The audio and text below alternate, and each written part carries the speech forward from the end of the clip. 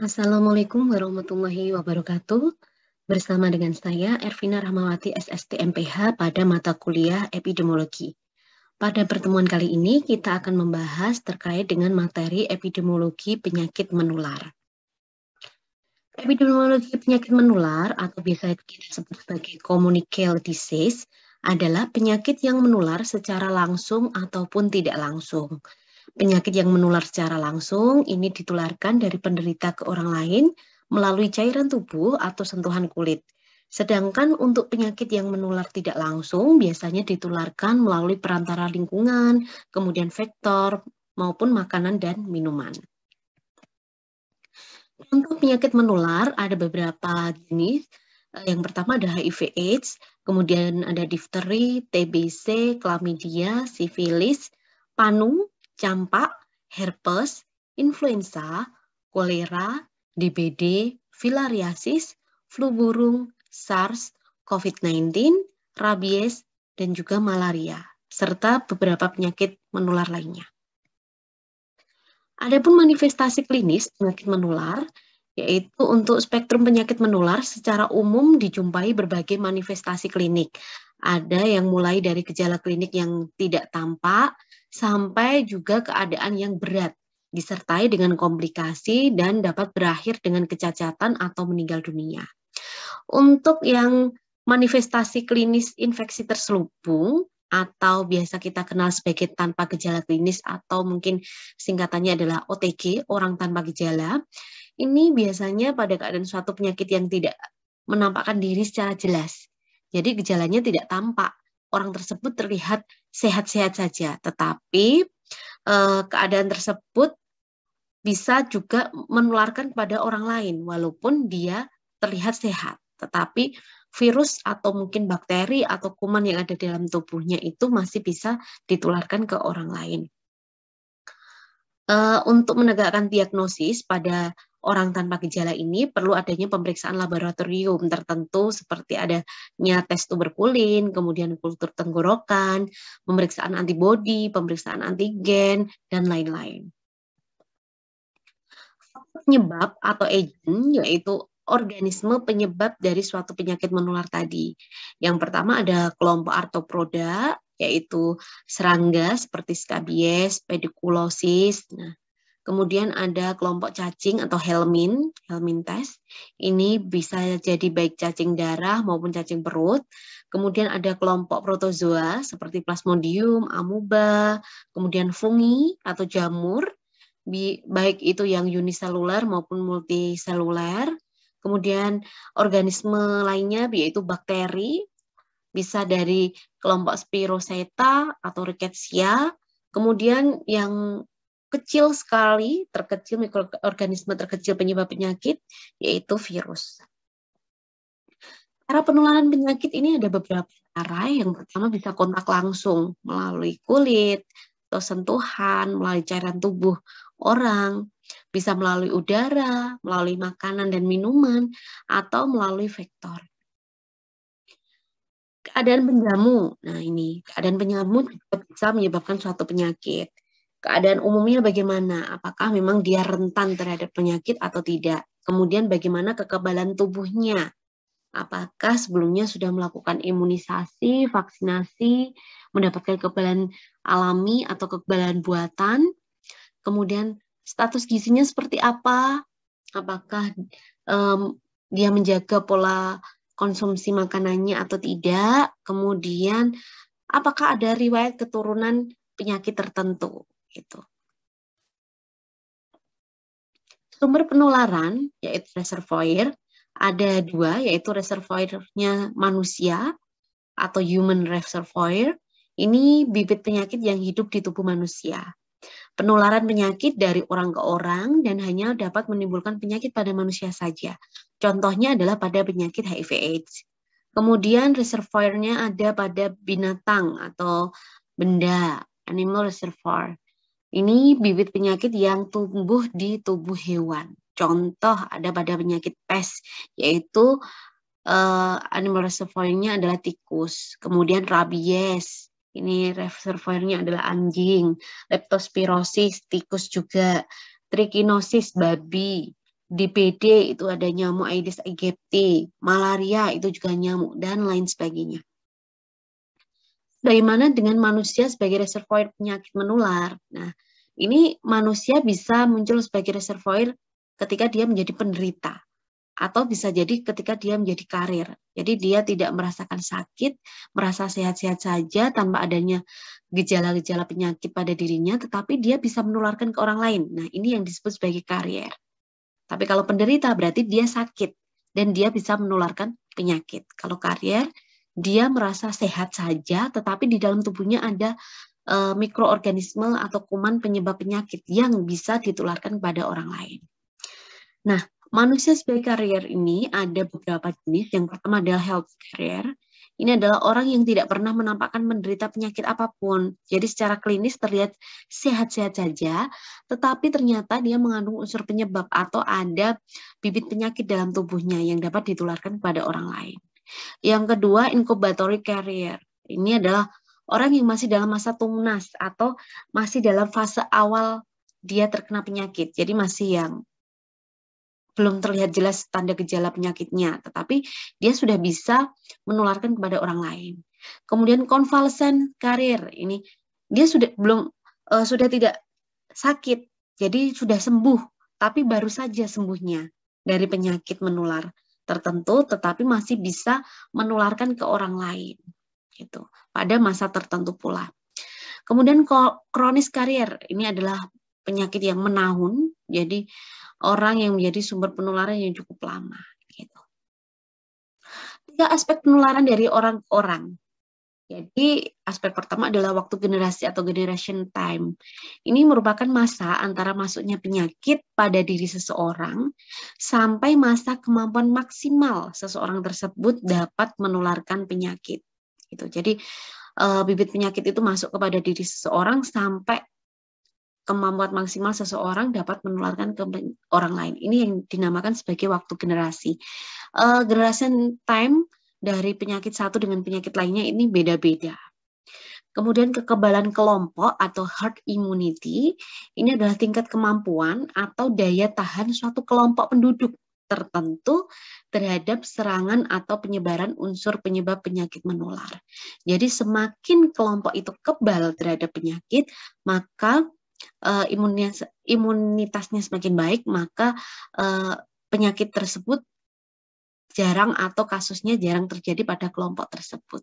Contohnya misalnya di suatu daerah A, angka vaksinasinya atau imunisasi atau vaksinasi COVID-19-nya tinggi, sehingga kasus di daerah tersebut lebih rendah dibandingkan kasus di daerah lain. Nah, ini dinamakan sebagai herd immunity atau kekebalan kelompok, karena kelompok yang beresiko sudah kekebal atau mendapatkan imunitas dalam tubuhnya, sehingga dia mampu melindungi orang-orang lain yang imunitasnya rentan dan belum diimunisasi. Gitu.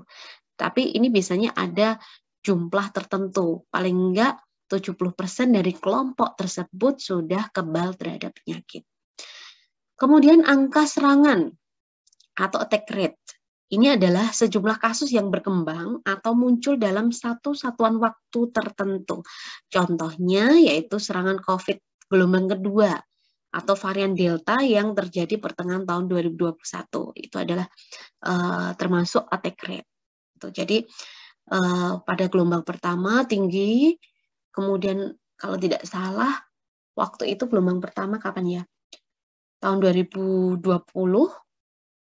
setelah Lebaran juga, kemudian mulai menurun angkanya, kemudian pada Lebaran tahun 2021 naik lagi, tinggi, karena adanya varian Delta, kemudian saat ini menurun. Semoga saja sampai nanti angka kasusnya juga rendah dan terjadi kekebalan kelompok atau herd immunity karena banyaknya warga yang sudah melakukan vaksinasi. Kemudian interaksi penyebab dengan penjamu. Jadi ada istilah-istilah terkait dengan penyakit menular ini. Yang pertama adalah infektivitas. Ini adalah kemampuan unsur penyebab atau agent untuk masuk dan berkembang biak serta menghasilkan infeksi dalam tubuh penjamu. Agent dapat menimbulkan penyakit jika telah mencapai dosis infektivitas minimum atau minimum infectious dosis. Jadi kalau agentnya hanya sedikit, itu belum tentu dia bisa menyebabkan infektivitas dalam tubuh penjamu. Gitu. Jadi penjamunya tetap sehat. Tapi kalau sudah mencapai batas dosis minimum, maka dia bisa menyebabkan infeksi dalam tubuh penjamu. Kemudian invasitas, ini adalah kemampuan organisme untuk melakukan penetrasi atau masuk dan menyebar setelah memasuki jaringan. Kemudian ada yang namanya patogenisitas, ini adalah kemampuan kuman untuk menghasilkan penyakit dengan gejala klinis yang jelas. Jadi adanya tanda dan gejala klinis yang jelas. Semakin nampak tanda gejalanya, maka patogenisitas dari penyakit tersebut semakin tinggi. Tapi kalau semakin rendah tanda gejalanya, sampai kadang tidak terlihat tanda gejalanya, maka patogenisitas penyakit tersebut rendah. Kemudian apatogen ini adalah kuman yang tinggi, yang tidak memiliki kemampuan menimbulkan penyakit. Ya, jadi apatogen adalah kuman yang tidak memiliki kemampuan menimbulkan penyakit. Kalau virulensi adalah ukuran keganasan atau derajat kerusakan yang dapat ditimbulkan oleh bibit penyakit yang selanjutnya dapat menyebabkan kecacatan bahkan kematian. Nah, virulensi kuman ini menunjukkan berat tidaknya suatu penyakit. Semakin berat atau semakin berbahaya suatu penyakit, maka virulensinya semakin tinggi. Kalau virulensinya rendah, biasanya penyakitnya tidak menunjukkan keganasan atau tidak menyebabkan terjadinya kecacatan atau kematian. Imunogenisitas ini adalah suatu kemampuan menghasilkan kekebalan dan imunitas secara alamiah maupun buatan sehingga tubuh kebal terhadap suatu penyakit tertentu. Nah, ini biasanya kalau yang buatan dengan melakukan suatu vaksinasi atau imunisasi untuk menimbulkan kekebalan dalam tubuh manusia. Kemudian antigenitas, ini adalah kemampuan bibit penyakit merangsang timbulnya mekanisme pertahanan tubuh pada host. Jadi setelah bibit penyakit tersebut masuk ke dalam tubuh seseorang, dia membuat sistem kekebalan tubuh secara alami sehingga orang tersebut tidak menderita penyakit yang sama. Ini terjadi pada beberapa penyakit tertentu, misalnya pada penyakit seperti penyakit campak, itu ketika seseorang sudah terkena, dia tidak mengalami lagi. Gitu. Seperti juga penyakit cacar juga begitu. Kemudian toksisitas, ini adalah kesanggupan organisme untuk memproduksi reaksi kimia yang toksis atau beracun dari substansi kimia yang dibuatnya dalam upaya merusak jaringan untuk menyebabkan penyakit. Berbagai kuman biasanya mengeluarkan zat toksis ini. Bagaimana mekanisme patogenisitasnya? Yaitu yang pertama ada invasi jaringan secara langsung. Jadi kuman masuk ke dalam jaringan tubuh. Kemudian dia memproduksi toksin. Yaitu tadi, toksisitas tadi. Setelah memproduksi toksin, dia akan melakukan rangsangan imunologis atau reaksi alergi yang menyebabkan kerusakan pada tubuh penjamu. Kemudian infeksi yang terjadi akan menetap dan merangsang kerentanan penjamu terhadap obat dalam menetralisasi toksisitas tadi. Kemudian terjadi ketidakmampuan membentuk daya tangkal atau immunosuppression. Nah, untuk tiga kelompok utama penyakit menular berdasarkan virulensinya, yang pertama ada penyakit yang sangat berbahaya karena angka kematian cukup tinggi. Jadi ingat virulensi tadi adalah terkait dengan berat ringannya suatu penyakit. Jadi kalau sudah berbahaya menyebabkan angka kematian cukup tinggi, ini biasanya adalah virulensinya tinggi atau virulensi yang berat. Contohnya ada penyakit HIV/AIDS dan penyakit rabies, karena biasanya kalau menderita penyakit ini angka kematiannya tinggi. Kemudian penyakit menular tertentu yang dapat menimbulkan cacat, contohnya ada poliomielitis. Kemudian ada penyakit menular yang jarang menimbulkan kematian dan kecacatan, tetapi dapat mewabah yang menimbulkan kerugian materi. Contoh ada flu burung, ada COVID-19 gitu. COVID-19 ini termasuk penyakit yang pandemi karena menyebar secara cepat dan luas, tetapi secara persentase kematiannya di seluruh dunia itu hanya sekitar 2-3% atau di bawah 5% dari seluruh orang yang terpapar atau menderita penyakit COVID-19. Jadi termasuk tingkat kematiannya rendah, tetapi dia mewabah atau sudah terjadi pandemi dan menimbulkan kerugian yang sangat besar. Kemudian kelompok utama penyakit menular berdasarkan patogenisitasnya atau dengan melihat tanda gejalanya, ini ada kelompok dengan penyakit yang keadaan lebih banyak penderita tanpa gejala atau OTG. Contohnya penyakit tuberkulosis, ini patogenisitasnya rendah. Jadi kadang seseorang tidak terlihat kalau dia menderita TBC, tetapi ketika dilakukan pemeriksaan, oh kok ternyata ada flek, terutama ini biasanya pada anak kecil itu terlihat flek. Gitu. Kemudian lebih banyak dengan gejala klinik yang jelas atau kelompok besar penderita tampak secara klinis dan dapat mudah didiagnosis. Ini adalah patogenisitas yang tinggi. Biasanya contohnya adalah measles, kemudian chickenpox. Nah, measles ini contohnya adalah penyakit campak. Itu terlihat seperti dabaken kan. Jadi seperti ada bercak-bercak warna hitam di kulit si anak, kemudian warna matanya merah, kemudian panas. Jadi gejala klinisnya jelas gitu. Ini urutan penyakit infeksi utama menurut kategorinya. Jadi ini infektivitas yang tinggi adalah penyakit cacar, campak, chickenpox, poliomyelitis, Ebola. Jadi dia mudah untuk masuk ke dalam tubuh penjamu. Kemudian yang sedang ada rubella, mumps, common cold. Kemudian yang rendah tuberkulosis, yang sangat rendah adalah lepra.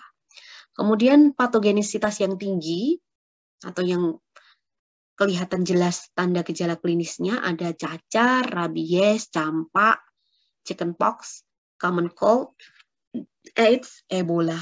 Kemudian yang sedang ada rubella dan mumps, yang rendah ada poliomyelitis, tuberkulosis, yang sangat rendah ada lepra. Untuk yang virulensinya tinggi atau yang biasanya hasil akhirnya angka kematiannya tinggi atau angka kecacatannya tinggi, ini contohnya ada rabies, ada cacar, TBC, hantavirus, Ebola, AIDS. Kemudian yang sedang, ini ada poliomyelitis, yang virulensinya rendah ada campak, virulensinya sangat rendah ada rubella, chickenpox, dan common cold. Kemudian istilah untuk penyakit menular, ini ada endemi, yaitu penyakit yang muncul dan menetap di wilayah tertentu. Seperti halnya penyakit malaria yang menjadi endemis di Papua. Gitu. Kemudian ada epidemi, yaitu suatu penyakit yang menyebar dengan cepat di suatu wilayah. Atau biasa kita sebut epidemi ini adalah wabah.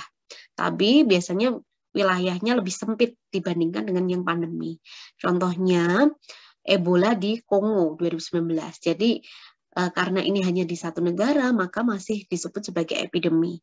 Tapi kalau sudah menjangkit di beberapa bagian negara atau sebagian besar negara atau bahkan di seluruh dunia, wabahnya terjadi begitu cepat dan dalam jumlah kasus yang banyak, maka ini disebut sebagai pandemi. Jadi pandemi ini suatu kasus penyakit yang menyebar dengan cepat dengan jumlah kasus yang banyak di sebagian besar negara atau juga dunia. Contohnya yaitu ada penyakit HIV/AIDS. Jadi HIV/AIDS itu adalah penyakit yang pandemi karena sampai saat ini jumlah kasusnya banyak, bahkan seperti fenomena gunung es yang terlihat hanya sebagian kecil saja, tapi ternyata yang tidak terlihat itu lebih banyak lagi, dan ini menjadi masalah yang ada di seluruh dunia karena sudah menyebar di seluruh dunia.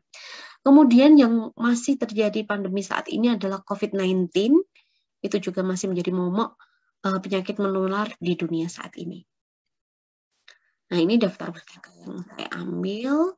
Kemudian praktikumnya adalah saya tugaskan untuk membuat kelompok yang beranggotakan 4 orang, kemudian cari salah satu jenis penyakit menular, buat PPT terkait penyakit menular, misalnya definisinya, kemudian patofisiologi penyakitnya, tanda gejala klinis, diagnosis, pencegahan, penata laksanaan, virulensinya seperti apa, patogenisitasnya, infektivitasnya bagaimana, termasuk riwayat alamiah penyakitnya seperti apa, bisa juga disertai dengan kasusnya bagaimana, tren kasusnya seperti apa.